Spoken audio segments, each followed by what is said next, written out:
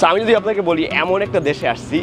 যেখানে পেট্রোল পাম্পে পেট্রোলের দাম পানির চেয়ে কম, এবং এই দেশের রাজধানীর মধ্যে দেখবেন আমার পিছনে যেরকম এই মসজিদটা আছে সোনালী ডোমওয়ালা, এরকম অনেক চমৎকার আর্কিটেকচার দিয়ে ভরা, এবং এই দেশের নাগরিকরা হচ্ছে পৃথিবীর সবচেয়ে ধনী নাগরিকগুলোর মধ্যে। এবং যদি আপনাদেরকে বলি এই দেশে খুব স্ট্রিক্ট ইসলামিক শারিয়া ল ফলো করা হয়, এবং প্রত্যেকটা দোকান বা বিজনেসের উপর বিজনেসের নাম হচ্ছে লিগালি রিকোয়ার্ড আরবি ভাষায় লেখা, এবং এই দেশটাকে শাসন করে একজন সুলতান যে হচ্ছে পৃথিবীর সবচেয়ে ধনী মানুষগুলোর মধ্যে একটা, যার রাজপ্রাসাদের মধ্যে আছে 1700টার বেশি রুম, এবং যার কাছে আছে হচ্ছে পৃথিবীর সবচেয়ে বড় প্রাইভেট গাড়ির কালেকশন, যেখানে 7000টার বেশি স্পোর্টস কার। এইসব শুনে যদি আপনারা যদি এখন মনে করেন যে আমি একটা আরব মিডল ইস্টের ধনী দেশে আছি, আপনারা ভুল ভাবতেছেন। আমি অ্যাকচুয়ালি আরব দুনিয়া থেকে 8000 কিলোমিটার দূরে সাউথ ইস্ট এশিয়ার মধ্যে ব্রুনেই নামের একটা দেশে, যেটা নিয়ে কেউ কখনো কোনো কথাই বলে না। সো আপনারা হয়তো বা জানেন আমি 1 বছরের বেশি টাইম ধরে সাউথ ইস্ট এশিয়ার বিভিন্ন দেশগুলোকে ভ্রমণ করছি, এবং এই টাইমটাতে